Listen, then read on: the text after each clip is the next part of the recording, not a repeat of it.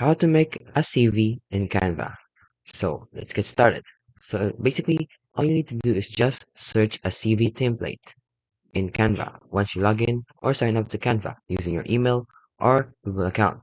Now from there, you will see a lot of templates of CV that you can copy and use to create your own CV. So basically just click any type of CV that you want to copy, like for this one example, and simply just click customize this template.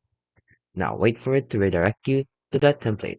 And from there, you can start editing that template yourself by inputting your own details, your own designer or whatever job or expertise you have, and then add the details here. Like for example, your name is Estelle Darcy, and then you are a UX designer. And then you can add your expertise and your education and many more.